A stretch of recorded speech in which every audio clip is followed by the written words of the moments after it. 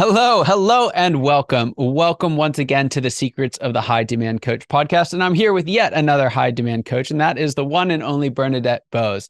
She's a renowned ball of fire, and she brings her 25-year of corporate savviness, executive savviness, with her entrepreneurial spirit together. I love that combination to transform the lives of executives, teams, and businesses around the globe from so-so managers to powerhouse leaders that they are meant to be in their work and in their life. Well, Bernadette, I'm so excited to have another Atlantan on the show. So welcome. Glad you're here. Now, before we get in, there's so much to unpack here, but before we get into that, I'd love to just hear your story. What were you doing before coaching, and how did that ultimately lead you to make the leap? Wow. So I was a 25-year corporate executive at all levels of both retail and technology organizations throughout my career, and in every position from a buyer to a chief knowledge officer of a Fortune 500 company. Wow. I made the leap into entrepreneurship because I was fired by my mentor of 12 years. Wow.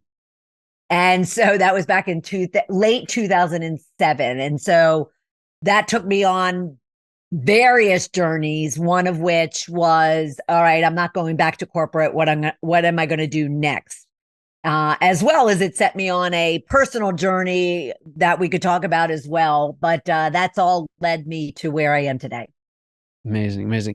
How would you say, I'm going to ask this question both ways, but how would you say the corporate world was the same as the entrepreneurial world, and how is it different? Oh, wow. How is it the same? I would say the framework of building a business is the same. Mm-hmm. And all the functions, the hierarchy, the structure, that is all the same. I would say entrepreneurship is vastly different in that entrepreneurs like myself, like yourself, we want to bring our true, authentic, full self to our business, because most likely it's a true, real deep passion and purpose that we have, that we found. And yet a lot of corporate leaders, and again, I've worked with them for the last 14 years all over the world, and they tend to not necessarily be doing what it is that they feel that their true purpose and legacy is. Yeah. I love that difference, because what I think so many folks in the entrepreneurial world do is they think like the grown-up thing. Like, if I want to be perceived as being competent, I have to be grown up, like these big other, monoliths.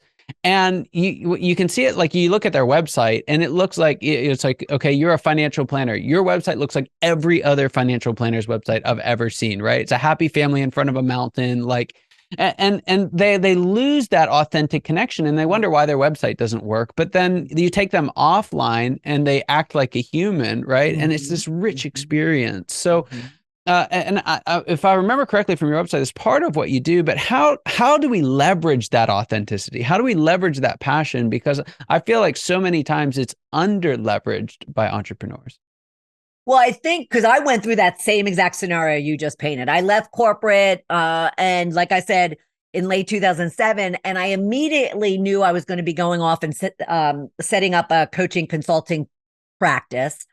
And because I was so ingrained in corporate, I was this very polished, very formal, and rigid corporate executive type. I spent 30,000 plus on just like materials and glossy business cards and folders, and yes, my website, which probably cost me a lot more than that. And I thought that was, and I named it the Boas Group because I envisioned this, conglomerate that I was going to be building. And yet, day after day after day for about a year and a half, 2 years, I just never felt like it was congruent with who I truly was, especially because of who I was becoming, actually.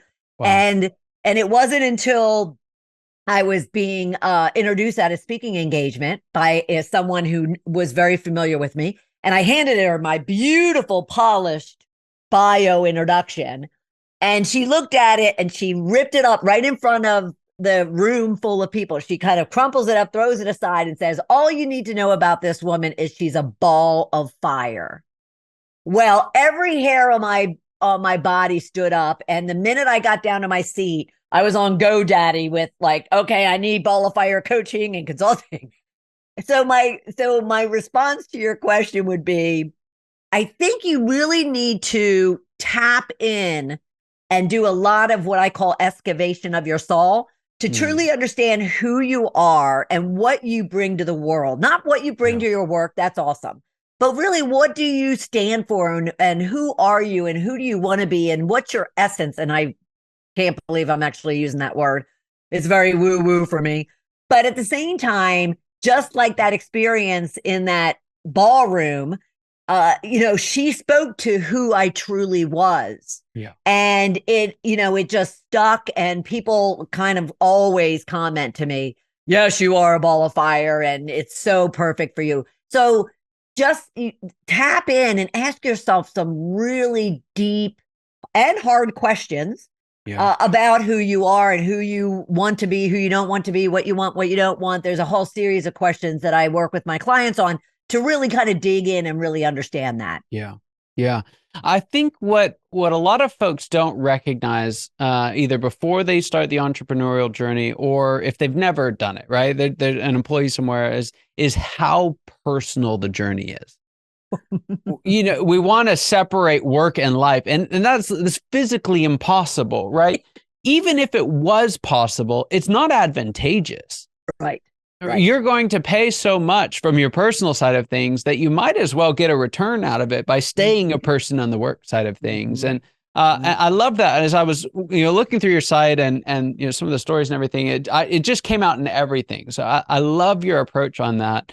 What do you say to the person who feels like ball of fire? Okay, that's great for you, but I could never say that about myself, right? They still have that voice of reason, we'll call it that, in the back or front of their mind. What would you say to them? And if the voice of reason is the guards that, the protective shields that you're putting up because you don't want people to see your true self, then I would say do whatever you need to do, engage whoever it is that you need to engage to really break down those walls and those barriers. Because like I said, I was like very much this very formal, polished, almost like a robot, because that's a lot of, and in a lot of corporations, especially back in 2008, that's what they wanted. Leave your emotions at the door, leave yourself at the door. You're here to do a job. And yet that never allows you to be just like, let your hair down and just be you and take that breath and let it out and keep it out, and I think it just requires a lot of deep digging into understanding what it is you really want in life. I know entrepreneurs always talk about the why, and it's absolutely critical to understand that.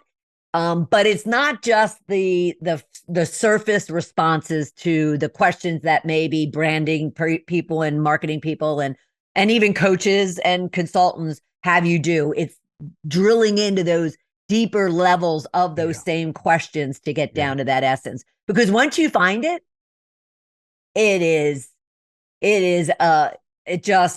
so liberating and so freeing. And and you know how they say, once you find your purpose and your passion, you never work a day in your life. It's true. You never work a day in your life when you really know what your purpose is. Yeah. Because I can hear the kind of pushback on that is, like, I've got to sell something, right? Like, I don't have time to go and stare at my belly button and, go through the seven levels of, self, whatever. But what you're talking about here is the return is it's immediate, right? Like when you're showing up as a robot on a sales call and you sound like every other financial planner, you've bored your audience to tears, right? And so, and you wonder, and you think it's because your price was too high or, they just weren't a good fit, or we can blame it on all these other things. But Again, I love that you captured this right out of the gate, is that the competitive advantage for the entrepreneur, for the founder, is that passion. And if you don't Absolutely. leverage that across the board, let's walk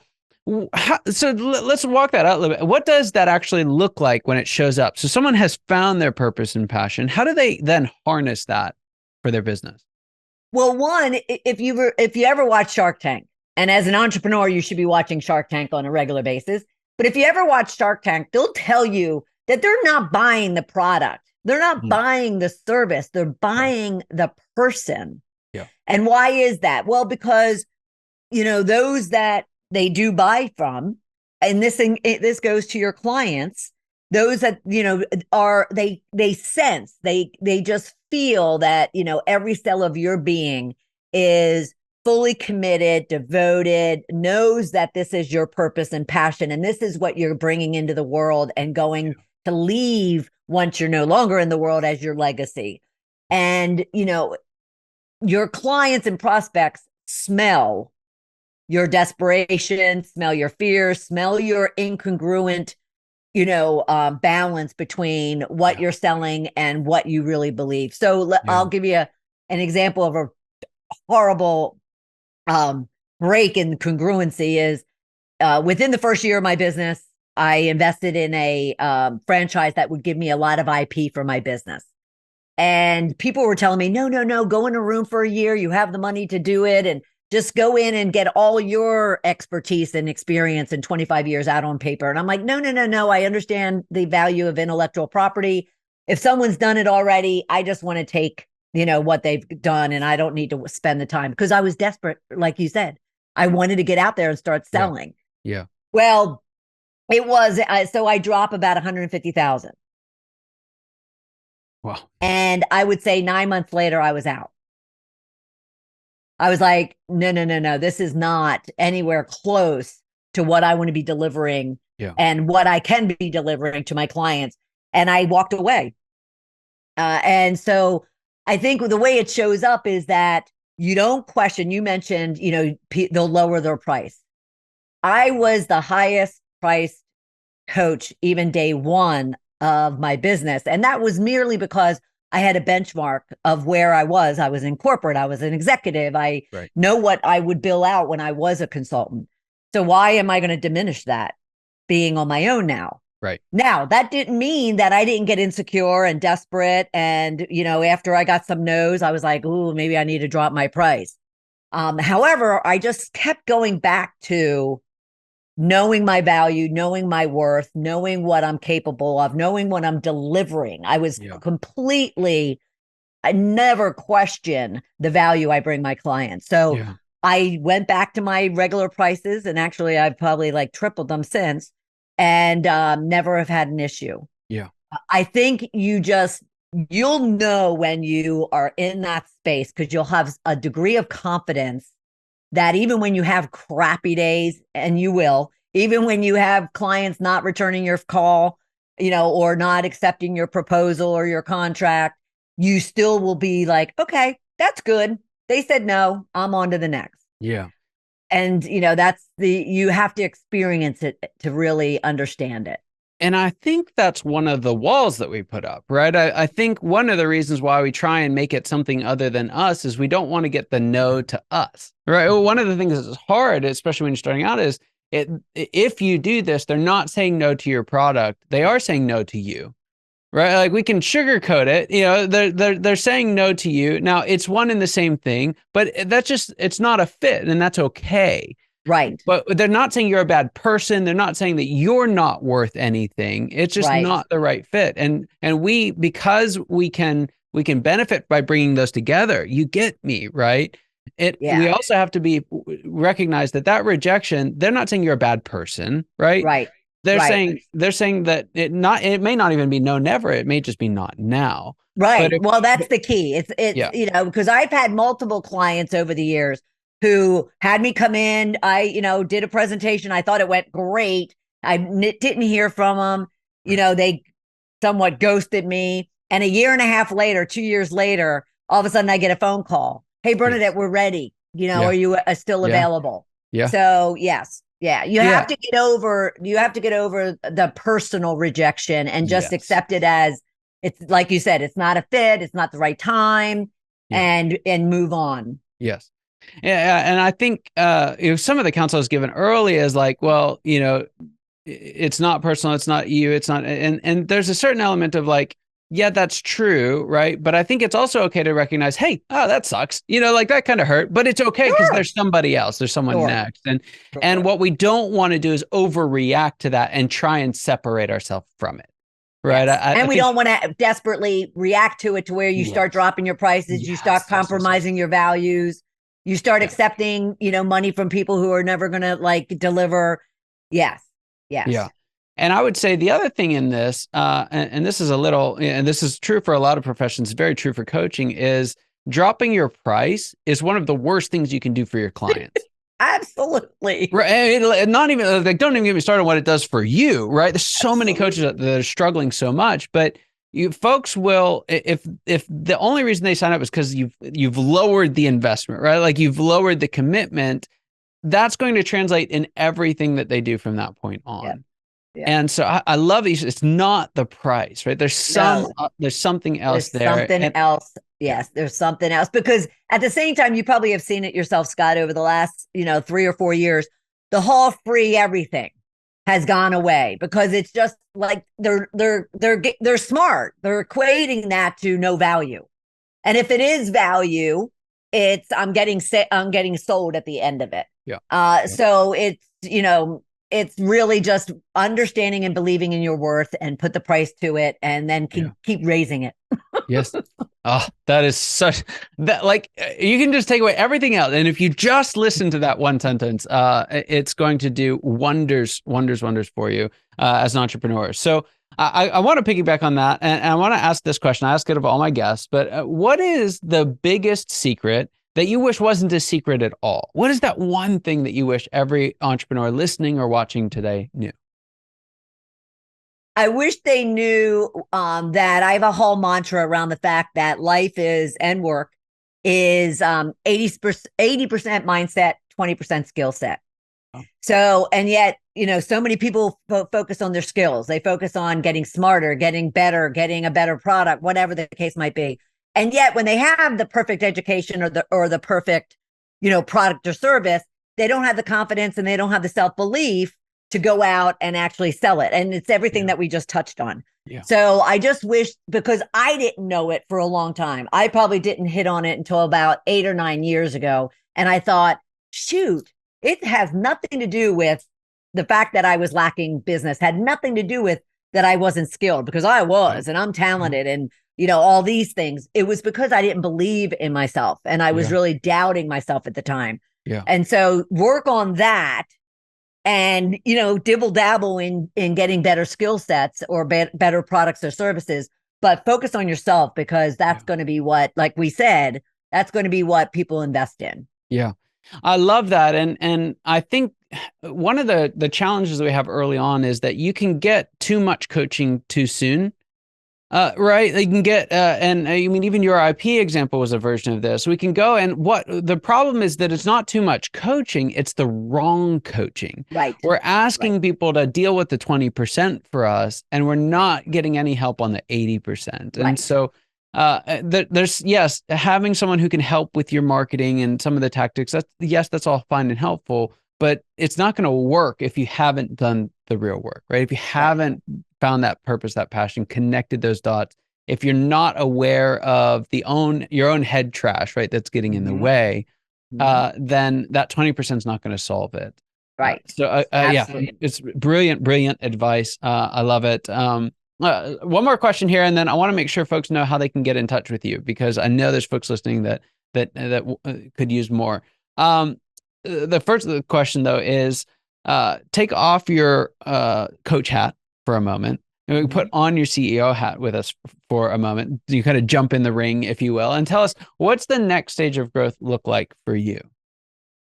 Wow, great question. As I'm sitting here with my plan behind me, my next growth. I have two businesses. I have Fire Coaching and Fire Media, They do overlap in the way that they both touch on personal and leadership type of growth and development. On the media side, though, my book that I had written, Shedding the Corporate Bitch, if I'm okay saying that, I turned it into a film script and TV script, and it's a whole media play. And I am getting ready to finalize that for the 20th thousand time and put it out there. So, and then at the same time, I'm writing the follow-up, the sequel to the first book, as a kind of a tactical guide to people. Always ask me, so how did you change so dramatically? Because I have testimony on, just that fact. And so I'm actually documenting that. So my growth going forward will not be only in continuing to grow my coaching and training side of the business, but also the media and entertainment side.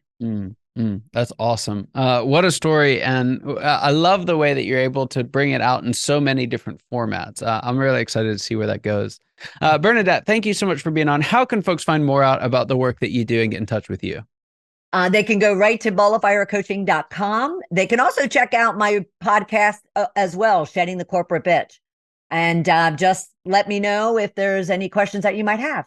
Fantastic. Balloffirecoaching.com. That's Bernadette Boas. Bernadette, thank you so much for being here. Such an honor having you on the show. It's just tremendous, tremendous advice and wisdom. And for those of you who are listening, your time and attention mean the world to us. I hope you got as much out of this episode as I did, and I cannot wait to see you next time. Take care.